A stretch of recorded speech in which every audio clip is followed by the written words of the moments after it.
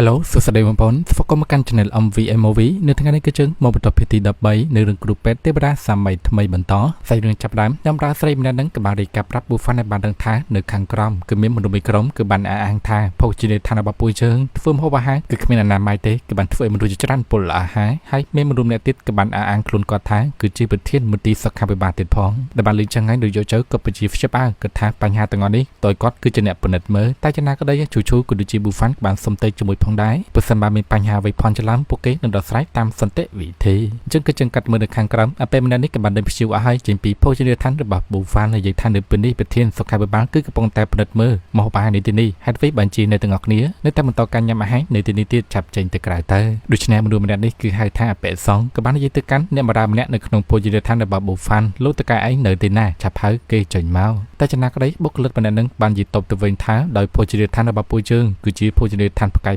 5ក៏បានបើកដំណើរការទាំងស្រុបច្បាប់ហើយម្យ៉ាងទៀតណាលោកគឺមិនបានចុះនៅក្នុងផ្ទះបាយរបស់ពួកយើងទេហេតុអ្វីបានជាថាម្ហូបអាហាររបស់ពួកយើងធ្វើឡើងគឺគ្មានអនាម័យតែចំណាក្តីបេសុងគេបានទិញចិត្តกระดาษមួយស្លឹកថាវាគឺជាការតេស្តពិសោធន៍ដែលបានប្រសពឃើញថាម្ហូបអាហារដែលបានធ្វើឡើងនៅក្នុងភោជនីយដ្ឋានមួយនេះផ្ទុកដោយបាក់តេរីនិងបានបង្កឲ្យមនុស្សពលអាហារជាច្រើនហើយបើសិនមកបញ្ហានេះនៅតែបន្តនឹងធ្វើឲ្យទីក្រុងម៉ាឈីងនេះប្រកាសជានឹងមានភាពគ្រោះថ្នាក់ជាមិនខានហើយចឹងថ្ងៃនេះទាំង3គេបានមកដល់នៅយោជើគេបាននិយាយថាតើនរណាគេគឺបានអនុញ្ញាតឲ្យពលរដ្ឋទាំងអស់គ្នាមកពិនិត្យនៅទីនេះអញ្ចឹងឯបេសុងក៏បាននិយាយទៅវិញថាលោកអ៊ំចាស់លោកអ៊ំគឺមិនជាថកែនៅក្នុងភោជនីយដ្ឋានមួយនេះទេហើយរឿងទាំងអស់ហ្នឹងគឺមិនជារឿងរបស់លោកអ៊ំដែរលោកអ៊ំគួរណាតែថយក្រោយចាស់ចេញទៅហើយបានតាំងខ្លួនឯងខ្លួនខ្ញុំគឺជាវិធាននាយកដ្ឋានស៊ើបអង្កេតការិយាល័យសុខាភិបាលទៀតផងនយោជើបុរងតានិយាយទៅវិញតាំងក៏ត្រូវបាន Buffan បែងឈប់អញ្ចឹង Buffan ក៏បាននិយាយថាតើលោកពិតជាមិនស្គាល់គាត់ម្នាក់នេះតើមែនទេអញ្ចឹងគឺពិតប្រាកដថាខ្ញុំគឺមិនស្គាល់លោកអ៊ំចាស់ម្នាក់នេះទេគ្រាន់តែជាមនុស្សចាស់ម៉ាប់ម្នាក់តែប៉ុណ្ណោះហើយថាទៅវិញបានជាខ្ញុំត្រូវស្គាល់គាត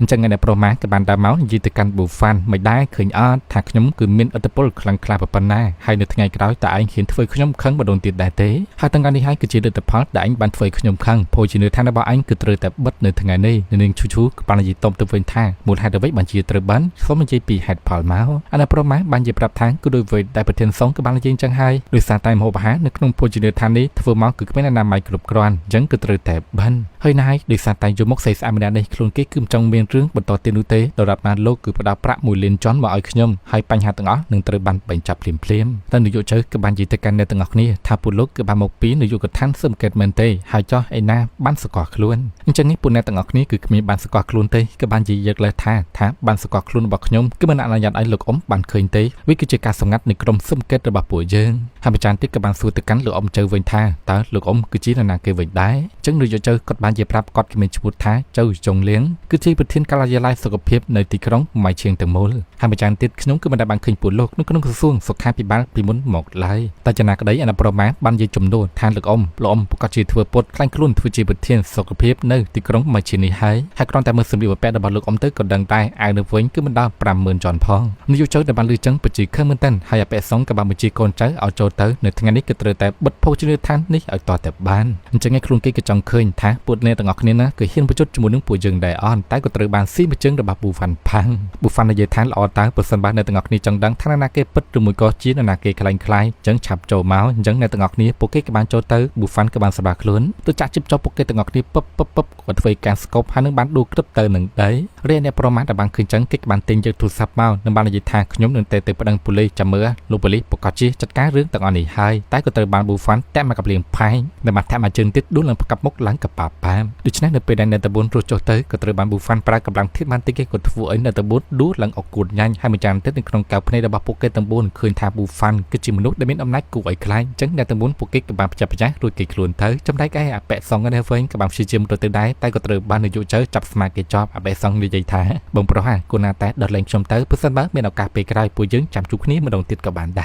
រតែនយោជើនិយាយថាឯងហើយនឹងខ្ញុំគឺជាបងប្អូនតាំងពីកាលហើយម្ចាស់ទៀតនៅពេលនេះតែឯងគេហ៊ានខ្លាំងបន្លំខ្លួនធ្វើជាប្រធានមន្ត្រីសុខាភិបាលទៀតដែរទេអញ្ចឹងឯងនៅពេលនេះគូណាតែទៅនិយាយគ្នាជាមួយនឹងលោកប៉ូលីសទៅអានេះប្រមាណតែបានលឺអញ្ចឹងគេបាននិយាយថាកុំប្តឹងប៉ូលីស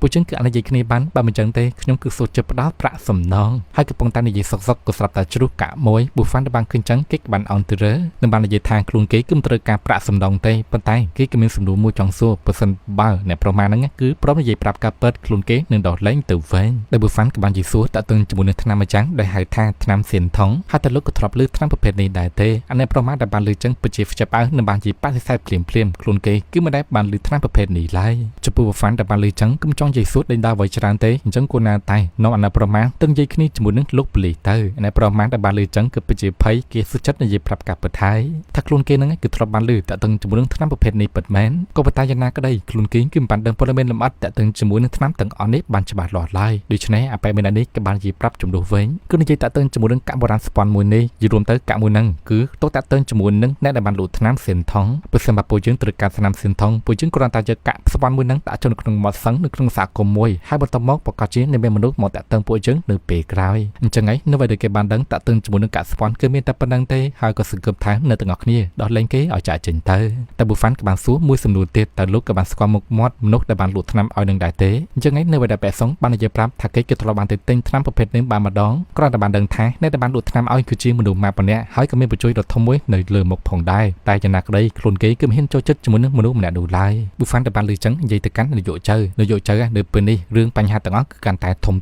ទៅហើយព្រោះសិនបើបញ្ហានេះនៅតែកើតឡើងបន្តទៀតប្រកាសជានៅមានមនុស្សមានគ្រោះថ្នាក់កាន់តែច្រើនទៅ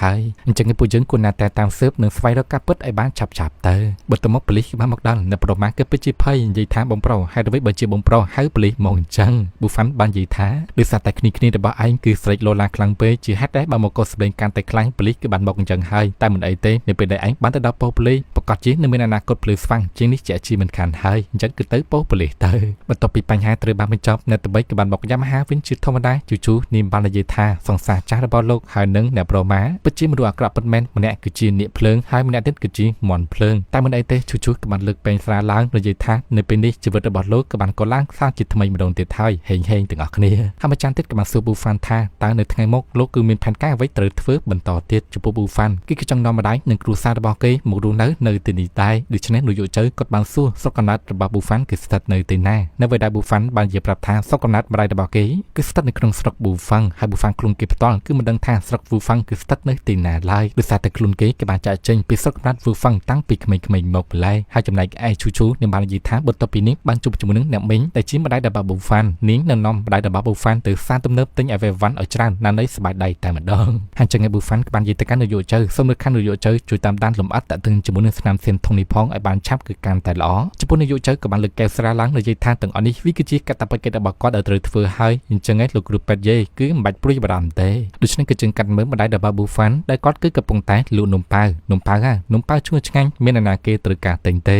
ហើយប៉ុន្តែប៉ុណ្ណោះក៏មានជើងកាមួយក្រុមគឺស្ថិតនៅក្បែរនឹងផងដែរសម្លឹងទៅកាន់ម្ដាយរបស់ប៊ូហ្វាន់កំពុងតែលក់នំប៉ាវអញ្ចឹងអាប្រុសសក់មាសនេះបាននិយាយថាលោកបងធំលោកយាយចាំម្នាក់ហ្នឹងគាត់គឺមានជំងឺធ្ងន់ធ្ងរទៅតាចេញពីមន្ទីរពេទ្យទេមិនចាំទៀតលោកយាយចាំម្នាក់ហ្នឹងគាត់ប្រជាចិត្តល្អខ្លាំងណាស់គឺតែងតែឲ្យនំប៉ាវទៅកាន់កូនសិស្សដែលគ្មានប្រាក់ទិញនំប៉ាវហើយមិនចាំទៀតគាត់គឺតែងតែជួយមនុស្សចាស់ជរាផ្សេងទៀតផងដែរអញ្ចឹងពួកយើងគឺមិនចាំបាច់ទៅទីថ្លៃការពីលោកយាយចាំម្នាក់នោះឡើយតែក៏ត្រូវបានបងធំគេហ្នឹងតែមកក៏ភ្លាមផ្លាច់និយាយថាចុងរាយពួកយើងគឺជាជើងកាំងហើយមិនចាំទៀតស្ថិតនៅក្រៅក្នុងពួកយើងគឺមានលោកម្ចាស់ម៉ាហើយបើសិនបើយើងធ្វើបាននឹងគឺគ្មានមុខទៅជួបជាមួយនឹងលោកម្ចាស់ម៉ាឡើយអញ្ចឹងពួកយើងគឺត្រូវតែទីថ្លៃការពីឲ្យតទៅបានយល់ទៅអាក្រុមជើងកាំងមួយក្រុមហ្នឹងគឺបានជាបែកកំ ផ្លាញ់លេងសើចចឹងណាតែក៏ត្រូវបានអាបងធំនឹងទះផងដាក់មកកញ្ចោផងហើយបានបញ្ជាប្រាប់ថានៅថ្ងៃនេះពួកយើងគឺត្រូវតែទាថ្លៃការពីក្រុមអាជីវករលក់ដូរទាំងអស់នោះឲ្យតទៅបាននឹងហាមផងដែរកុំធ្វើវេផ្ដាស់បង្កភាពចរាចរណ៍ពេកអីអញ្ចឹងក៏បានដើរទៅនិយាយទៅកាន់ម្ដាយរបស់ប៊ូហ្វាន់អ៊ំស្រីហ่าមើលទៅអ៊ំបជីលក់នំប៉ាវដាច់ពិតមែនម្ដាយរបស់ប៊ូហ្វាន់បាននិយាយសួរទៅកាន់អ្នកទាំងអស់គ្នាតើអ្នកក្លាហានគឺត្រូវការនំប៉ាវហើយត្រូវការនំប៉ាវប្រហែលដែរអញ្ចឹងពួកគេទាំងអស់គ្នាមកទីនេះគឺមិនត្រូវការទិញនំប៉ាវទេប៉ុន្តែពួកយើងគឺមកទីថ្លៃការពីតាមអ្វីដែលលោកម្ចាស់ម៉ាក់បានបញ្ជាមកដូច្នេះបងធំក៏បានជប្រាក់ម្ដាយរបស់ប៊ូហ្វាន់ដែលបានលក់នំប៉ាវបាញ់មិញហ្នឹងអស់និយាយប្រាប់ផងដែរនៅខ្វះ400យ៉នទៀតហើយនៅថ្ងៃស្អែកពួកគេនឹងមកចុកបន្ថែមម្ដាយរបស់ប៊ូហ្វាន់ក៏បាននិយាយសុំបថាអ្នកខ្លាទាំងអស់គ្នា